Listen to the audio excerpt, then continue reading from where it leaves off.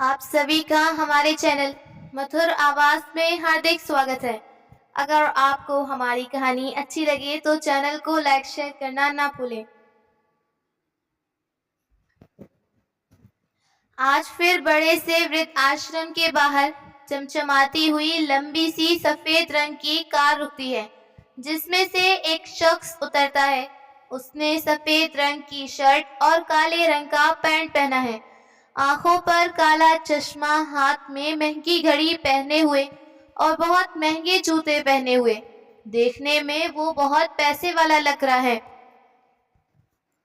वो शख्स दूसरी तरफ जाकर कार का गेट खोलता है, जिसमें से एक महिला उतरती है, जिसने गुलाबी रंग की साड़ी पहनी और उस पर स्लीव कट ब्लाउज पहना।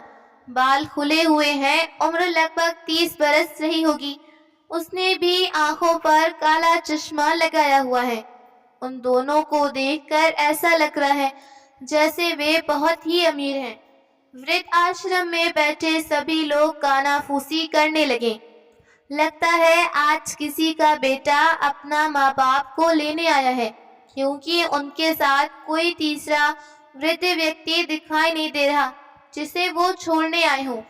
तभी पास में बैठी लक्ष्मी जी कहती हैं, मैं इस आश्रम में इतने सालों से हूँ, आज तक ऐसा नहीं हुआ कि वृद्ध आश्रम से कोई बेटा अपने बूढ़े माँ बाप को ले गया हो। जब भी वृद्ध आश्रम में बच्चे आए हैं तो माँ बाप को छोड़ने, उन्हें लेने नहीं। अगर लेने भी आए हैं तो सिर्फ मतलब के लिए, उसके बाद फिर से वृद्ध आश्रम वापस छोड़ गए हैं। तो तुम लोग ये उम्मीद मत रखो कि वो किसी को लेने आए हैं। अगर लेने आना होता तो वृद्ध आश्रम में छोड़ते ही क्यों।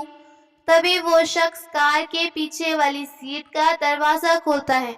उसमें एक वृद्ध महिला का हाथ पकड़कर बाहर निकालता है। उस महिला को देखकर सब कहते हैं कि लक्ष्मी जी बिल्कुल सही कह रही हैं। आज तक कोई भी औलाद वृद्ध आश्रम से माता पिता को वापस लेने नहीं आई। कार के बाहर खड़ी महिला ने सफेद रंग की साड़ी पहनी है। उनके बाल सन की तरह एकदम सफेद, आंखों में आंसू स्पष्ट रूप से दिखाई दे रहे हैं। चेहरे पर झाइयों के साथ उदासी दिखाई दे रही है, लेकिन उनके चेहरे पर अजीब सी चमक। तभी कार से उतरने वाली महिला कहती है, राघव डिक्की से सामान निकालिए। राघव वृद्ध आश्रम में खड़े एक व्यक्ति को इशारा करके बुलाता है। वो कहता है, इसमें जो बैग रखे हैं वो निकालिए। मेरे मैनेजर साहब से पहले बात हो गई थी, हमने माता जी के लिए कमरा बुक करवा दिया था। उस कमरे में उनका सामान रख दीजिए, बाकी की जो फॉर्मेलिटी होगी हम पूरी कर देंगे। वो व्यक्ति 3 बैग लेकर वृद्ध आश्रम में रख देता है। आश्रम में बैठे हुए सब सोचते हैं, आज फिर से एक बेटा अपनी माँ को छोड़ने के लिए आया है। बेटा वृद्ध महिला का हाथ पकड़कर आश्रम के अंदर ले जाता है। पीछे पीछे उसकी पत्नी साक्षी भी ऊंची हील की सैंडल को खटकाते हुए आती है। जैसे जैसे उन वृद्ध महिला के कदम आश्रम की तरफ बढ़ रहे थे, उनकी घबराहट उनके चेहरे पर स्पष्ट रूप से दिखाई दे रही थी। बेटे से दूर होने का गम से आंखों में आंसुओं के छलक पड़े। वो बहू के पास जाकर हाथ पकड़कर कुछ कहने की कोशिश करती हैं तो बहू हाथ झटक देती है। माँ जी, मुझसे जरा दूर खड़ी रहो, तुम्हारे पास से बदबू आती है। बहू की बात सुनकर शोभा जी वापस बेटे के पास जाती हैं। उनके हृदय की छपछपाहट हर कोई महसूस कर रहा था कि वो बस बेटे के साथ रहना चाहती हैं। एक बेटे बहू थे जो उनकी बात नहीं समझ रहे थे, और फिर एक माँ का हृदय बच्चों के लिए हमेशा ही तड़पता है। वो पूरी जिंदगी अपने बेटे बच्चों के साथ रहना चाहती हैं। बेटे का हाथ पकड़कर कहने लगी, अगर मुझे अपने साथ ले चलते तो अच्छा लगता। इस आश्रम में मेरा कौन है। मैं तो चाहती थी कि अपने बच्चों के पास अपना अंतिम समय बिताऊं। तुम सब विदेश चले जाओगे तो मरते समय भी तुम लोगों के चेहरे नहीं देख पाऊंगी। माताजी बेटे का हाथ नहीं छोड़ रही हैं। बार बार हाथ छुड़ाए जाने पर एक छोटे बच्चे की तरह बेटे की शर्ट पकड़े हैं और कातर नसों से बेटे को देख रही हैं। तभी बेटा चुंचला कर कहता है, क्या है माँ, तुम कोई छोटी बच्ची नहीं जो रोई जा रही हो। रोना धोना बंद करो, कुछ घंटे में मेरी फ्लाइट है। तुम इस रोने धोने के चक्कर में लेट करा दोगी। मैं वृद्ध आश्रम के मैनेजर को सारी बातें समझा देता हूँ। और देखो, इन तीनों बैगों में तुम्हारा सामान बंधा है। वृद्ध आश्रम का एक कमरा तुम्हें दिलवा दिया है। 2 बैग में तुम्हारे पहनने के कपड़े हैं और एक बैग में खाने पीने का सामान, दवाइयाँ रखी हैं। तब तक वृद्ध आश्रम के मैनेजर उन तीनों के पास आते हैं। वृद्ध आश्रम के अंदर बैठे हुए सभी बुजुर्ग बहुत ही जिज्ञासा से उन बुजुर्ग माताजी को देख रहे हैं जो बेटे को छोड़ने को तैयार नहीं, और मन ही मन सोच रहे हैं कि आखिर ऐसी क्या वजह होगी जो इतनी बुजुर्ग माताजी को आश्रम में छोड़ने आए। खैर, आज वे भी आश्रम में ही हैं, तो अपने मन को समझा लेते हैं कि बूढ़े माता पिता को आश्रम में छोड़ने के लिए बहू बेटों के पास वजह कोई भी हो सकती है। नमस्कार मैनेजर साहब, मेरा नाम राघव है। शी इज माई वाइफ साक्षी, और ये मेरी माता जी हैं। मैंने आपको कल फोन किया था। मैनेजर जी कुछ सोचते हुए कहते हैं, हाँ हाँ याद आया, कल आपने फोन किया था। राघव जी, मैंने ही फोन किया था। मैनेजर साहब एक व्यक्ति को आदेश देते हैं कि माता जी का सामान 12 नंबर कमरे में रखिए। आज से ये माता जी उसी कमरे में रहेंगी। वो व्यक्ति शोभा जी का बैग उठाकर कमरे में रखता है। बैग के अंदर जाती ही साक्षी की बहू अपने काले चश्मे को ऊपर करती है। अब चलिए राघव, फ्लाइट का टाइम हो रहा है, नहीं हम लेट हो जाएंगे। मैंने तुमसे कहा था कल ही इस बुढ़िया को आश्रम भेज दीजिए, लेकिन नहीं, ये कल आने को तैयार नहीं थी। कह रही थी एक रात और बेटे के साथ रह लेने दो, फिर भी इसका मन नहीं भरा। देखो, तुम्हारा हाथ नहीं छोड़ रही है। तब से मैं देखे जा रही हूँ, बराबर तुम्हारा हाथ पकड़े हैं। कल ही तुम्हारी शर्ट को प्रेस करवाया था, हाथ पकड़ पकड़ के पूरा तोड़ मरोड़ के खराब कर दिया। शोभा जी का हाथ झटकते हुए बहू कहती है, दूर हो जाओ, पूरे कपड़े गंदे कर दिए मेरे पति के। यही कपड़े पहनकर आज विदेश के लिए निकलना है। लेकिन शोभा जी बहू की किसी बात पर गौर नहीं करती। वो बहू के व्यवहार से पहले ही दुखी थी। ऐसा लग रहा था कि बहू की किसी बात से उन्हें कुछ फर्क नहीं। पति के जाने के बाद राघव इकलौता सहारा था। वो भी छोड़कर 7 समंदर पार जा रहा है, इसलिए वो बेटे का हाथ पकड़कर रोए जा रही हैं। राघव चुंचलाते हुए कहता है, अब बस माँ, बहुत हो गया। मैंने तुमसे पहले ही कहा था कि अमेरिका में नौकरी का ऑफर मिला है और मैं इतने अच्छे ऑफर को ठुकरा नहीं सकता। अब तुम्हारे लिए मैं अपने भविष्य को खराब नहीं कर सकता। तुमने तो पूरी जिंदगी जी ली है, तो कुछ साल आश्रम में हम लोगों के बिना निकाल लोगी तो कुछ नहीं बिगड़ेगा, लेकिन हमारे सामने तो हमारी पूरी जिंदगी पड़ी है। अगर हमें आगे बढ़ने का मौका मिल रहा है तो क्यों न बढ़े। तुम्हारी वजह से मैं इतने अच्छे ऑफर को ठुकरा नहीं सकता। हर किसी को विदेश जाने का मौका नहीं मिलता, मुझे इतना बड़ा मौका मिला है तो जरूर जाऊंगा। इतना कहकर राघव शोभा जी का हाथ झटकता है। बेचारी शोभा जी कुर्सी पर बैठी रह गई। 10 मिनट तक आश्रम के मैनेजर से बात करने के बाद बेटे बहू कार की तरफ बढ़ गए। शोभा जी बेटे बहू से बात करने के लिए भागी, लेकिन बेटे बहू ने पलट कर नहीं देखा। कार स्टार्ट की, फटाफट निकल गए। पीछे से शोभा जी कातर दृष्टि से बेटे बहू को जाती देखती रही, धम से जमीन पर गिर पड़ी। आसपास बैठे सभी लोग शोभा जी को संभालने लगे। वृद्ध आश्रम का मैनेजर शोभा जी को सांत्वना देता है और कहता है, माताजी आप चिंता मत करो, हम सब हैं आपकी देखभाल के लिए। लेकिन शोभा जी मन ही मन बड़बड़ाए जा रही थी।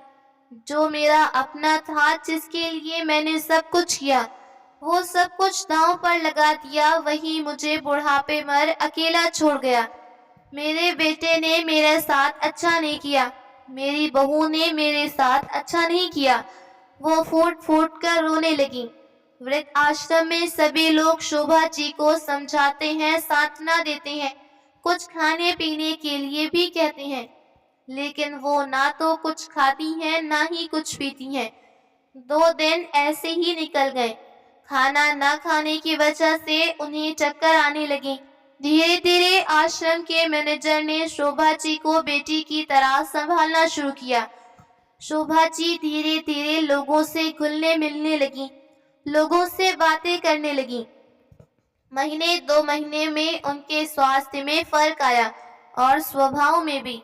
एक दिन बुजुर्ग औरतों के साथ बैठी बातें कर रही थी, तभी उनमें से कोई पूछता है कि ऐसा क्या हुआ था जो बेटे बहू वृद्ध आश्रम छोड़ गए।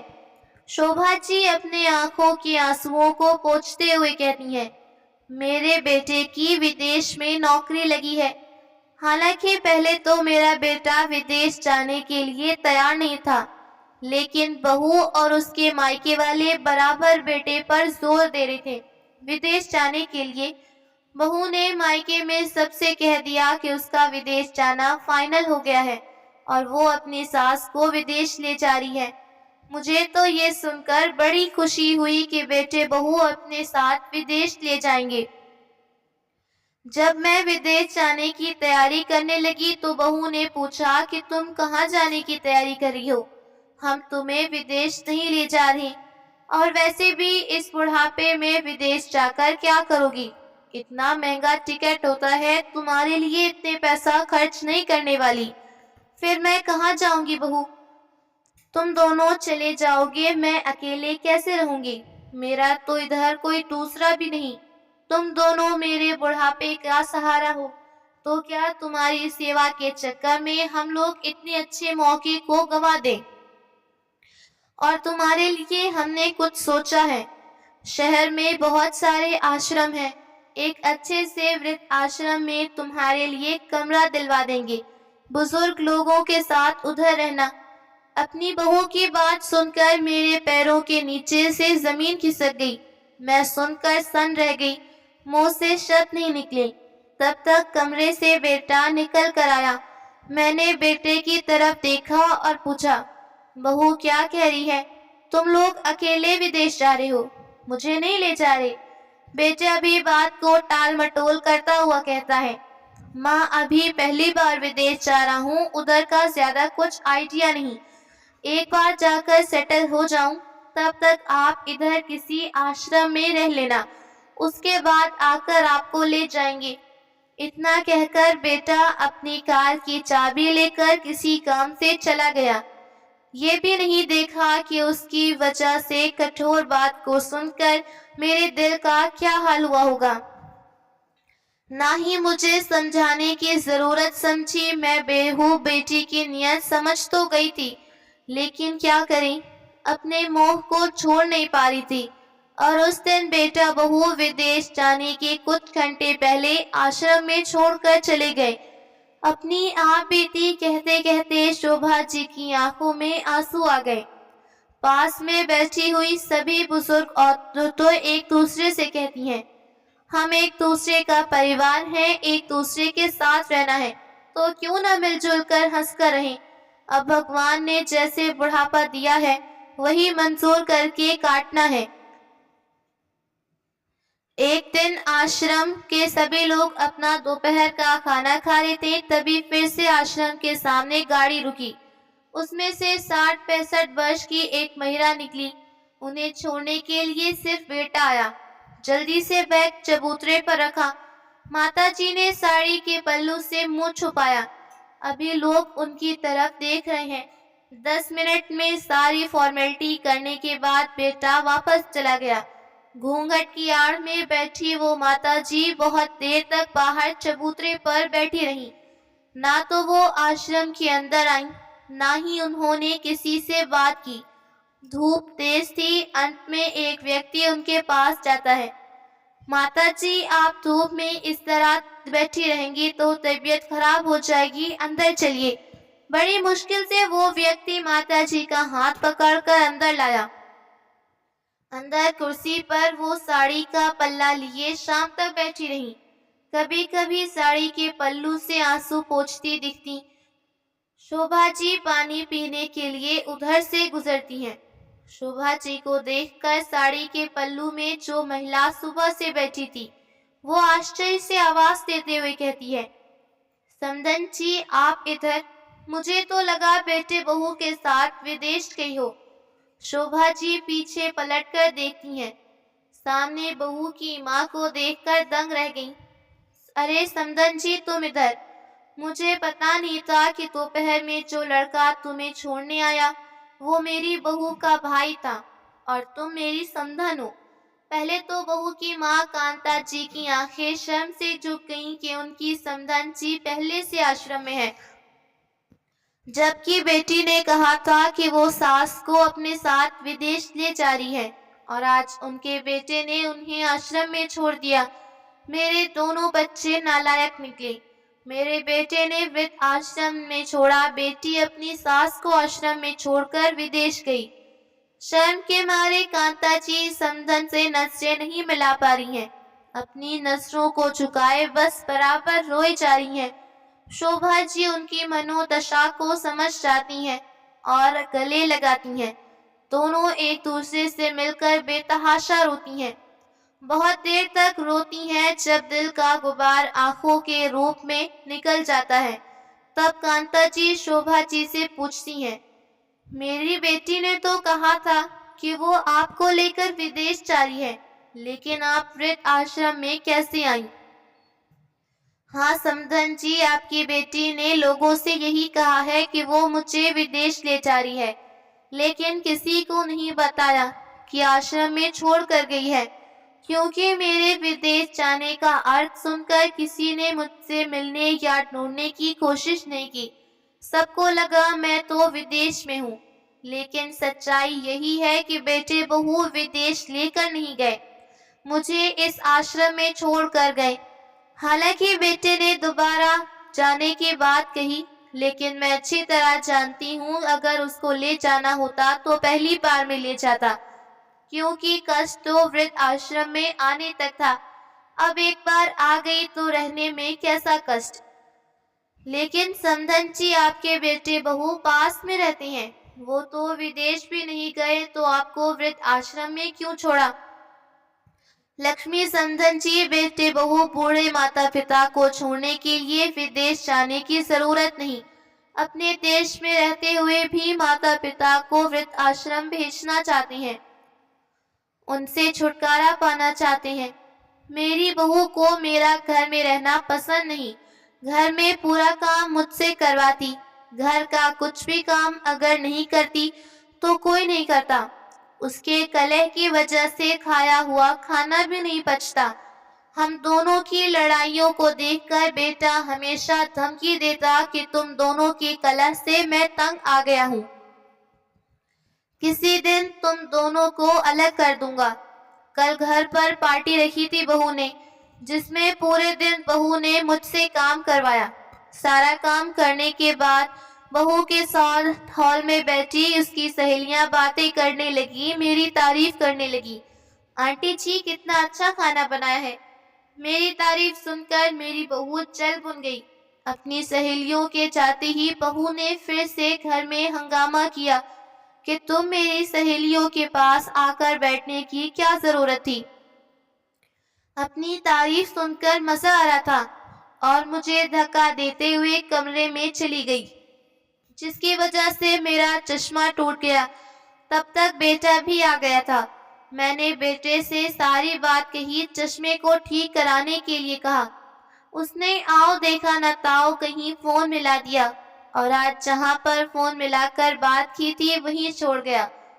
सच में मेरा बेटा कहता था कि मैं तुम दोनों को अलग कर दूंगा।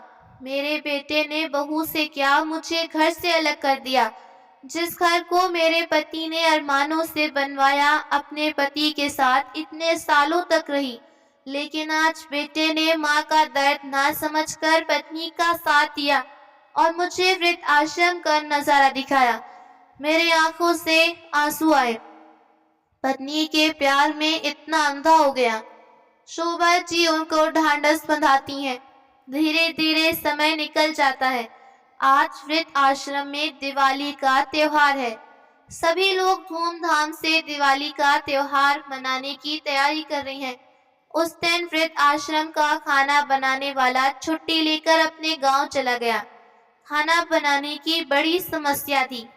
वृद्ध आश्रम में 40 से 50 लोग थे। इतने लोगों का खाना कैसे बनाया जाए?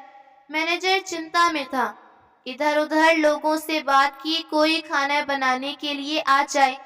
आज त्योहार है, आश्रम में 50 लोगों का खाना बनना है। मैनेजर साहब की चिंता देखकर शोभा जी उनसे कहती हैं, अगर आप चाहें तो मैं और कांता जी आश्रम का खाना बना सकते हैं। आप इतने सारे लोगों का खाना बना लेंगी? हाँ हाँ मैनेजर साहब, जरूर बना लूंगी। जब गांव में रहती थी तो 20 से 25 लोगों का मेरा परिवार था। इतने सारे लोगों का खाना मैं और मेरी देवरानी मिलकर बनाते थे। तो आज मैं अपनी समधन के साथ मिलकर खाना बना लूंगी। और इधर आश्रम में इतने सारे लोग हैं मेरी सहायता के लिए। थोड़ा थोड़ा सभी हाथ बटाएंगे तो सारा काम हो जाएगा। बस आप जल्दी से बता दीजिए क्या बनना है, सामान कहाँ है। शोभा जी और कांता जी दोनों समधन मिलकर खाने की तैयारी करने लगी। 3 से 4 घंटे में वो इतने सारे लोगों का खाना बनाकर तैयार कर देती हैं। मैनेजर साहब उन दोनों के कार्य को देखकर दंग रह गए और कहते हैं, सच में आपने स्वादिष्ट खाना बनाया। सभी उनके खाने की तारीफ करते हैं। शोभा जी और कांता जी की पाक कला को देखकर मैनेजर साहब उन्हें क्लाउड किचन चलाने की सलाह देते हैं। पहले तो दोनों इसके लिए तैयार नहीं, लेकिन मैनेजर साहब के समझाने पर वो दोनों क्लाउड किचन चलाने के लिए तैयार होती हैं, जिसमें आश्रम की कुछ महिलाएं भी उनका सहयोग करती थीं। धीरे धीरे वो क्लाउड किचन इतनी ज्यादा फेमस हो गई कि सभी लोग उससे खाना मंगाने लगे। क्लाउड किचन से कांता जी और शोभा जी खूब पैसे कमाने लगी। अब उनके पास पैसों की कमी नहीं। इसी तरह से वृद्ध आश्रम में रहते हुए शोभा जी और कांता जी ने 2 साल मेहनत की। एक दिन अचानक वृद्ध आश्रम में शोभा जी के बेटे बहू आते हैं और मैनेजर से कहते हैं कि वो अपनी माँ से मिलना चाहते हैं। मैनेजर साहब शोभा जी को बेटे बहू की खबर देते हैं। कमरे में बैठी हुई दोनों समधन इस बात को सुनकर चौंक जाती हैं और दोनों को गुस्सा भी आता है। दूसरी तरफ साक्षी और राघव को ये पता नहीं कि साक्षी की माँ भी इसी आश्रम में है। उनके बेटे बहू ने उन्हें आश्रम में भेज दिया है। शोभा जी बेटे से मिलने के लिए बाहर आई तो देखा मुंह लटकाए खड़े हैं। अब उनकी हालत पहले की तरह नहीं थी। शोभा जी सोचती हैं, ऐसा क्या हुआ जो ये दोनों वृद्ध आश्रम में इतने उदास होकर खड़े हैं। जैसे ही शोभा जी ने दोनों के पास जाती हैं तो राघव कहता है, माँ मुझे माफ कर दो और हमारे साथ घर वापस चलो। जिसे सुनकर शोभा जी चौंक जाती हैं और कहती हैं, क्यों बेटा, तुम दोनों तो विदेश गए थे अपना भविष्य बनाने के लिए, फिर भारत वापस आकर घर चलने की बात क्यों कर रहे हो। माँ, विदेश में 1 साल तक सब ठीक रहा, उसके बाद मेरी नौकरी चली गई। कई बार बिजनेस में हाथ आजमाने की कोशिश की, जिसके चक्कर में सारा पैसा खत्म हो गया। हमारे पास 1 महीने रुकने का पैसा नहीं, जो पैसा बचा उसके टिकट कराकर इंडिया आ गए, वरना हम इंडिया भी नहीं आ पाते। अब जो हुआ सो हुआ, भारत में रहकर नई शुरुआत करेंगे। चलो अपने पुराने घर चलते हैं। फिर देखो तुम्हारी बहू भी माँ बनने वाली है, उसे तुम्हारी जरूरत है। हाँ बेटा, ये कहो ना कि माँ को लेने नहीं बल्कि बच्चे के लिए आया लेने आए हो, जो तुम्हारे घर के सारे काम करे, तुम्हारे बच्चे को संभाले। और किस घर जाने की बात कर रहे हो? जिस घर को तुम छोड़ कर गए थे, उस घर को बेचकर मैंने आश्रम में ही 4 कमरे और बनवा लिए। क्योंकि तुम्हारे जैसे नालायक बच्चों की वजह से आश्रम में कमरों की संख्या कम पड़ रही थी।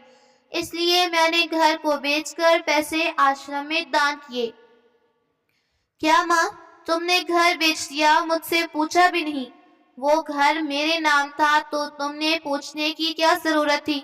और इन 2 सालों में तुमने भी कभी फोन नहीं किया कि माँ कैसी हो, फिर मैं अपने निर्णय के लिए तुमसे फोन क्यों करूं?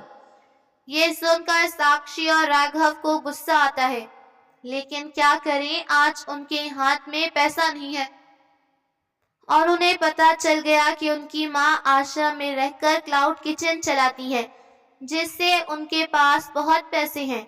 इसलिए वो फिर से घड़ियाली आंसू बहाते हैं। माँ, तुम्हारे पास इतने पैसे हैं, उन पैसों का क्या करोगी? हमारे साथ घर चलो, उन पैसों का नया बिजनेस शुरू करूंगा। शोभा जी को बेटे बहू को पहचानने में एक पल नहीं लगा। वे दोनों अपनी माँ को लेने नहीं बल्कि उनके पैसों को लेने आए हैं। बेटे के गाल पर एक जोरदार थप्पड़ लगाते हुए कहती हैं, निकल जाओ आश्रम में, मैं फूटी कौड़ी नहीं दूंगी। मुझसे पैसों की उम्मीद मत रखना। तुम्हारे जैसे स्वार्थी औलाद को एक पैसा देना मंजूर नहीं। तभी दूसरा थप्पड़ साक्षी के गाल पर पड़ा। साक्षी हाथ पकड़कर कहती है, तुम्हारी हिम्मत कैसे हुई गाल पर थप्पड़ मारने की? लेकिन सामने अपनी माँ को देखकर वो सकपका जाती है। माँ, तुम इधर कैसे? कांता जी कहती हैं, जिस तरह तुमने सास को आश्रम में छोड़ा, उसी तरह मेरे बेटे बहू ने मुझे आश्रम में छोड़ा। तुम्हारे जैसी नालायक औलाद से अच्छा मुझे कोई औलाद ना होती। तुम दोनों ने बहुत शर्मिंदा करवाया। दूर हो जाओ मेरी नजरों से। अपनी माँ को आश्रम में देखकर साक्षी को बुरा लगा। माँ, मुझे नहीं पता था कि आप आश्रम में हो। भैया ने मुझसे कहा कि आप कुंभ के मेले में खो गई। बहुत ढूंढने की कोशिश की लेकिन नहीं मिली। मुझे अभी लग रहा कि आप खो गई हो। अभी मैं भैया को फोन करती हूँ। उनकी हिम्मत कैसे हुई मुझसे झूठ बोलने की और आपको आश्रम भेजने की? कांता जी कहती हैं, किस मुंह से तू अपने भाई को फोन लगाएगी? तूने भी तो अपनी सास के साथ वही किया जो तेरे भाई ने किया। माँ की बात सुनकर साक्षी शर्मिंदा हो जाती है। उसे सच में गलती का एहसास था कि उसने शोभा जी को आश्रम भेजकर कितनी बड़ी गलती की, क्योंकि आज माँ को आश्रम में देखकर उसका दिल फटा जा रहा है। वो सबसे घर चलने को कहती है, लेकिन शोभा जी ने साफ साफ इनकार किया। ना तो वो उन दोनों के साथ जाएंगी, ना अपना पैसा देंगी। कांता जी कहती हैं, तुम लोगों ने हमारे साथ जो किया उसकी सजा तुम्हें भगवान देगा, लेकिन हमारी तरफ से तुम दोनों की यही सजा है कि आज के बाद हमसे मिलने की कोशिश मत करना। मर गई तुम्हारी माँ। कांता जी कहती हैं, और रही बात बेटे की, तो मुझे नोटिस भेजा है कि जो पिता की प्रॉपर्टी है उसमें मेरा भी हिस्सा है। जो भी प्रॉपर्टी मेरे हिस्से आएगी उसको बेचकर मैं आश्रम में कमरे बनवाऊंगी। अब चले जाओ यहाँ से, तुम्हारा चेहरा नहीं देखना। तुम लोग औलाद के नाम पर कलंक हो। तुम्हारे जैसी स्वार्थी औलाद भगवान किसी को ना दे। स्वार्थ के लिए माँ को छोड़ा, स्वार्थ के लिए लेने आए। माँ, मुझे अपने किए पर पछतावा है कि आपको मेरी आंखों में आंसू नहीं दिखते। बहू, जिस दिन तुम मुझे छोड़ने आई थी तब हमारी आंखों में आंसू थे, क्या तुम्हें दिखाई नहीं दिए? तब तो तुम्हें विदेश जाने का भूत सवार था। हमारी दुख तकलीफ तुम्हें दिखाई नहीं दी। फिर आज हमसे कैसे उम्मीद करी हो कि हमें तुम्हारे आंसू दिखाई देंगे? जो हमारे साथ किया उसी का फल भुगत रही हो। वृद्धाश्रम के सभी लोगों के सामने कांता जी और शोभा जी बेटे बहू को खरी खोटी सुनाती हैं। दोनों चुपचाप शर्मिंदा होकर चले गए। दोनों समदन आपस में कहती हैं, हम अपनी कमाई का एक पैसा बच्चों को नहीं देंगे। चाहे बच्चे सड़क पर आ जाएं या रोएं, हम उनकी नहीं सुनेंगे। इस तरह दोनों समदन अपनी पूरी उम्र आश्रम में गुजारती हैं और खूब खुश हैं। अपने बच्चों से मतलब नहीं, जहाँ मन आता है उधर घूमने जाती हैं।